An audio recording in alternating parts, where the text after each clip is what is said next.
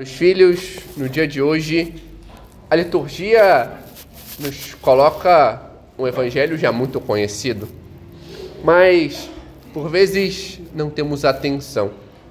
Por vezes olhamos algo externo que por vezes nem mesmo nas leituras está.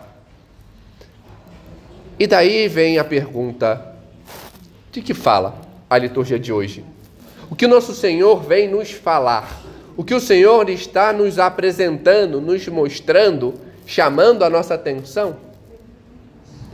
Poderíamos pensar, diante de tantas coisas que ouvimos ao longo do tempo, que nosso Senhor fala da vida ativa e da vida contemplativa, da oração e da ação, do sentido mais religioso e do sentido secular. De fato, tudo isso, de algum modo, toca o evangelho ao qual ouvimos. Mas toda a liturgia fala-nos de algo. E o que é este algo? De nós. Nosso Senhor quer falar de nós hoje. Quer nos mostrar a nossa realidade e como por vezes agimos. Durante essa semana estive fora e algo que me chamou muita atenção foi quando um dos professores dizia: a liturgia ela deve nos ferir, nos tocar, mostrar a nós o que devemos fazer, o que devemos mudar. E hoje vemos exatamente isso. E como a liturgia nos fala de nós? Ela fala de nós mostrando exemplos. Mostra-nos Marta, Maria, mostra-nos Abraão, mostra-nos São Paulo e seu modo de agir. Mas o primeiro passo ao qual o Senhor apresenta é um ato diferencial. E que ato é esse, tão diferente, e que por vezes não nos damos conta de que Marta vai na contramão do fluxo. Santo Agostinho comenta, pegando o prólogo de São João, que nosso Senhor veio para os seus, mas eles não receberam. Há tantos que não recebem o Senhor, há tantos que se voltam para si mesmos. Nós podemos ser um desses, que fingimos que recebemos o Senhor, mas só da boca para fora. Marta, ao contrário. Marta abre as suas portas para Deus. Abre a sua casa para o Senhor, como hóspede. Deixa-o entrar. Mas isso a gente não percebe. A gente vai só na parte de baixo e aquilo que por vezes não percebemos, enfatizamos aquilo que não está escrito. Marta faz aquilo mesmo que ouvimos na primeira leitura, que Abraão faz. Porque Abraão, ele vê aqueles 3 homens, reconhece o Senhor, corre até eles e diz: meu Senhor. Vê ali a presença da Trindade, vê ali a presença de Deus e o acolhe. Marta, igualmente, ela vê que é Deus, ela reconhece que é Deus e abre a sua casa e o seu coração. E ele vai. Aquela escrava recebe o seu Senhor. Aquela doente recebe o seu Salvador. Aquela criatura recebe o seu Criador. Assim comenta Santo Agostinho, mostrando esta realidade mais profunda, de que por vezes não damos conta. Ela o faz porque ela vê quem era e faz aquilo que deve, abre-se a Deus. Não é mero hóspede, não é mero visitante, é Deus. Mas existe um chamado de atenção. Existe um chamado de atenção que o Senhor faz a Marta, mas por vezes a gente erra. Porque a gente coloca no evangelho aquilo que não está presente. Por vezes, quando ouvimos o evangelho, dizemos: nosso Senhor fala para Marta parar de fazer as coisas. Nosso Senhor não quer que Marta faça. Isso em momento nenhum está dito. Nosso Senhor não chama a atenção de Marta porque Ele está fazendo as coisas, mas como ela está fazendo as coisas é completamente diferente. Nós também, por vezes, não nos damos conta de como estamos fazendo. E como a gente sabe que não é esse o chamado de atenção, de que é para ela parar de fazer, Santo Agostinho mesmo o diz: se fosse isso que o Senhor quisesse, então vamos parar de cuidar dos necessitados e dedicar integralmente à palavra. Tem que ficar fazendo coisa para os outros, não. Não é isso que o Senhor quer de nós. O ato de fazer faz parte, mas antes de fazermos, é necessário darmos-nos conta de quem somos. É necessário aprender a ser, para saber fazer. Saber o que fazer, como fazer e quando fazer. Porque senão ficamos nesse ativismo.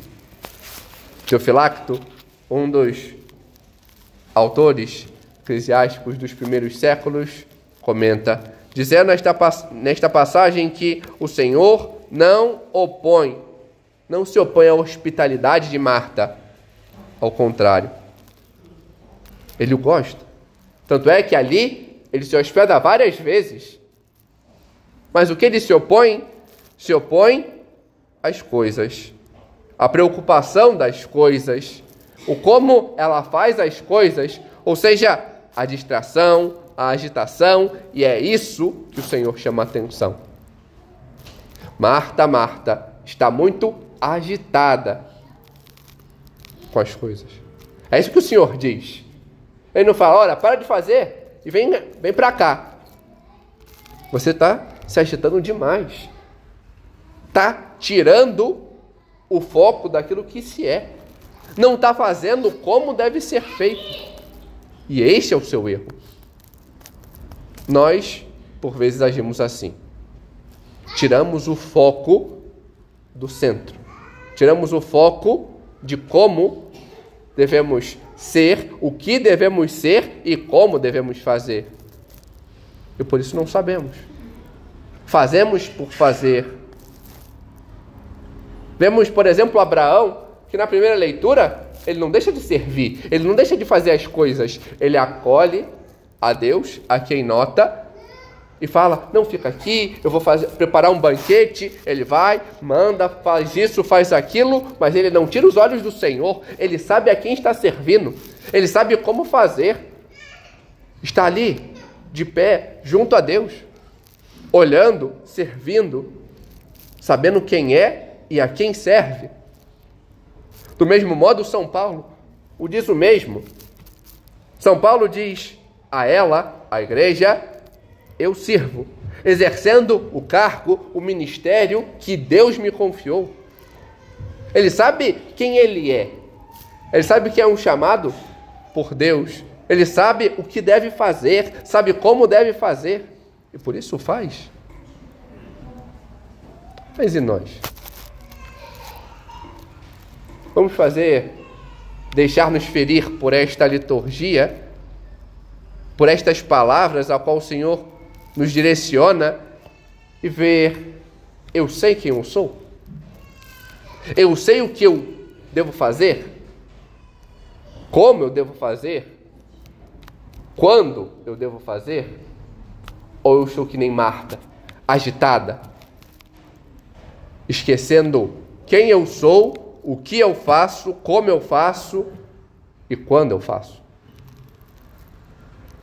É necessário mudarmos. É necessário entendermos aquilo que nós somos. E o que somos? Cristãos. Somos membros de Cristo. Somos membros da sua igreja. E devemos ser Cristo para o mundo. Mostrar Cristo ao mundo. Eu tenho que tomar consciência disso. Para saber como eu devo agir. Como eu devo agir na minha casa. Com a minha esposa, com meu esposo, com os meus filhos, com os meus pais. diante da obediência, diante do zelo das coisas, diante do modo como eu estudo, como eu trabalho, por que eu estudo, por que eu trabalho. Ter este norte, ter esta noção de que eu sou Cristo. Saber como eu devo me portar no trabalho, como eu devo me portar com os outros, com os meus amigos, na igreja. Saber como eu devo me portar na rua, o modo como eu ando, o modo como eu falo. Senão eu sou mais um. Eu não sou mais um no mundo. Eu sou Cristo. Eu sou um batizado. Eu devo ter isso como consciência para saber como eu devo agir. E devo, portanto, eu tenho esta obrigação. Aquele que é batizado tem obrigação de conhecer a Deus, de saber quem Ele é, de conhecer aquilo que eu vivo, a fé, de saber como eu devo vivê-la e não ficar agindo como qualquer um. E por isso é necessário, como apresentam diversos exames de consciência, ver isso.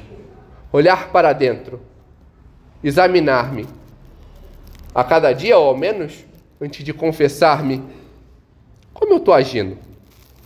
Eu estou dando um bom exemplo, eu estou mostrando que eu sou Cristo na minha casa, no meu trabalho, na rua, com os meus amigos, ou eu estou me deixando levar? Eu faço o que os outros fazem, mas todo mundo faz. Eu dou bom exemplo? Ou ajo como qualquer um? Eu me preocupo com a minha formação espiritual e moral? Em conhecer a minha fé? Ou ajo como qualquer outro? Que já fiz a catequese? Eu preocupo-me com a formação daqueles que vivem comigo e com aqueles de que dependem de mim? Com a sua formação espiritual e moral? Isso daqui é um ponto de interrogação muito forte aos pais, porque é obrigação dos pais. Isso eles prometem no dia do casamento. Gerar os filhos, não só na barriga, mas gerar os filhos na fé. Não é, vou colocar na melhor escola. Isso não interessa em nada. O que pede é que os pais eduquem os filhos para ser santos. Eu estou fazendo isso com os meus? Eu me preocupo com a formação dos meus filhos, moral e espiritual, que eles conheçam a fé de verdade? Ou não? É necessário levar isso em consciência, porque isso é uma falta grave. E saber como eu ajo na igreja. Eu tenho consciência daquilo que eu sou? Eu sei celebrar e buscar? Porque tem gente que acha assim, quem eu sou? Eu sou o coordenador da pastoral X. Não, você está como coordenador da pastoral X. Amanhã você pode sair, a hora que o padre bem quiser. É um cargo de confiança. Tchau. Eu sou MESC. Não, você está MESC, até porque tem prazo de validade. É um tempo de serviço. Não, eu sou membro de... Quer dizer nada. Você tem que entender que você é cristão, que você é membro de Cristo, que você tem que buscar a Cristo. Como estamos buscando? Buscamos sacramentos? Ou não? Recorremos à confissão sempre, de modo contínuo? Ou tenho o péssimo hábito de achar que mutirão de confissão é preceito e que só tenho que confessar uma vez no ano? E aí eu fico um ano inteiro morto. Mais do que Lázaro, que com 4 dias, já dizia Marta, já fedia, eu sou pior ainda. Porque se um justo peca 7 vezes, diz a Sagrada Escritura, quanto mais nós. E como eu estou agindo? Eu busco regularmente a confissão, está em estado de graça para com o Senhor? Faço o meu exame de consciência, me acuso dos meus pecados, tenho consciência daquilo que sou, ou vou deixando de lado? Eu sei apropriar-me dos sacramentos e sei viver o sacramento do matrimônio, aqueles que são casados? Ou não? Não tá bom. É isso aí, já estou casado com ela há tanto tempo. Não basta. Eu sei olhar e viver e buscar, quando alguém está doente, com uma doença grave, buscar a unção dos enfermos, ou acho que é o sacramento dos 45 do segundo tempo, que quando eu estou com os 2 pés na cova, só faltando escorregar que eu busco. Padre, está morrendo, então vai lá. Não. Saber que é um ato de Deus. Principalmente na missa. Eu sei viver a Santa Missa? Ou eu só venho aqui para esquentar o banco? Questões básicas. Quem celebra a missa? Pergunta de catequese, mas que todos nós devemos saber. Mas infelizmente não temos consciência. Quem celebra a missa? A resposta? Toda a igreja. Todo Cristo. Nós nos unimos à igreja celeste neste ato de louvor a Deus. Toda a igreja aqui está celebrando. Toda ela. A igreja celeste neste ato de louvor contínuo ao Senhor, a qual nós nos unimos. Nós, cada um, celebra. Padre, mas eu não estou fazendo nada. Eu estou no final da igreja. Estou sentado no banco. Não tenho nenhuma função. Quem celebra não tem que ter função. Celebrar não é fazer coisas. A liturgia é um ato de oração. E por isso eu devo me deixar ferir. Porque a oração é o ato de falar com Deus e ao mesmo tempo o ato onde Deus nos fere e nos toca. E devemos saber isso, nos apropriar disso. E devemos começar quando saímos de casa. Como assim, padre? Na missa, geralmente quando se pergunta quem celebra, comumente se responde o padre. Certo ou errado? Gente, tá todo mundo já com fome. Calma que churrasco é depois. Comumente se diz que é o padre. E o padre, para celebrar, ele coloca a alva, símbolo, casula, certo? Mas todos celebram. E como eu me visto? Como eu me paramento? Quais são as minhas roupas? Eu estou digno de celebrar do modo como eu venho? Talvez os mais antigos se lembrem que se tinha roupa de missa e era melhor. Um breve exame de consciência. Se eu me chamassem para uma festa, como eu iria? Uma festa de gala, dessa pomposa, cheio de coisa, black tie, sei lá qual é o nome. Como é que eu ia? Ia assim? Do jeito como eu estou hoje? Pois bem, eis a festa mais preciosa que tem, a festa da nossa salvação, a qual Deus se dá a nós. E como eu vejo isso? Como eu me preparo para isso? Se me chamassem para um casamento, como eu iria? Como você foi para o seu casamento? Como você se prepararia para o seu casamento? Você iria do jeito que você está hoje? Pois bem, eis as núpcias do Cordeiro. Eis aonde Deus, como esposo, se dá a nós. esposa, e olha como estamos. Olha como estamos nos vestindo.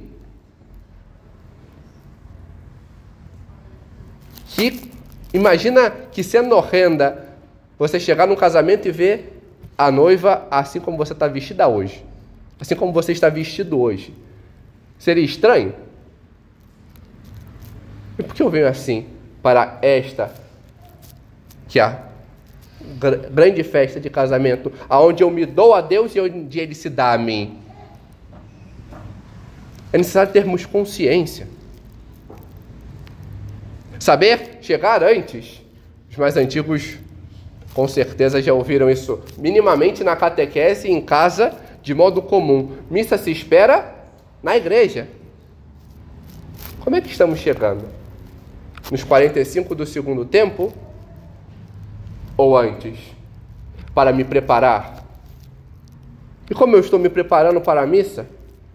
Eu sei ficar em silêncio? Eu sei estar com Deus para preparar o meu coração para recebê-lo? Ou eu chego e, fulana, como é que você está hoje? Não é para conversar com outros, senão com aquele único. Eu cheguei e fui no Santíssimo. Eu cheguei e falei com Deus. Eu cheguei e me coloquei em oração. Eu fiquei agitado fazendo as coisas como Marta. Eu vi a minha consciência e vi, eu preciso me confessar? Me preparei? Busquei o padre? Ou, não tem problema não. E fica nessa caatinga mórbida, espiritual, carregando os seus pecados e cada dia mais se afundando. É tempo de mudar. Na Santa Missa, no ato penitencial, eu me reconheço como o que eu sou? Como pecador, como miserável, como necessitado da graça de Deus para me encontrar com Ele? No Glória, eu sei elevar pelos meus lábios o meu hino de louvor a Deus, glorificando a Ele, rezando? Ou eu simplesmente repito o que o padre e o comentarista dizem? Na oração coleta, diante daquele espaço, após o padre dizer, oremos, e até começar a rezar a oração propriamente, eu coloco as minhas intenções, aquilo que eu trago, Senhor, por fulana, por Beltrano, pelo meu parente que faleceu, ou esqueci de colocar ali anotado. É o momento de eu colocar as minhas orações, as minhas intenções.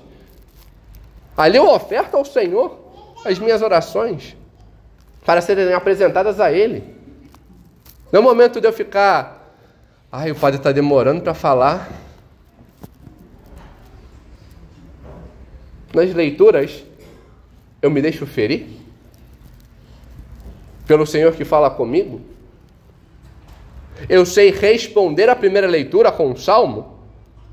Ou eu fico, fulana, quase gesticulando de modo equivocado aquilo que se responde pelo coro ou por aquele que está lendo. No Evangelho, eu tenho atenção, eu me ponho de pé verdadeiramente, ou simplesmente ajo, e agora tem que ficar de pé, né? E agora tem que fazer o sinal da cruz, como é que faz mesmo?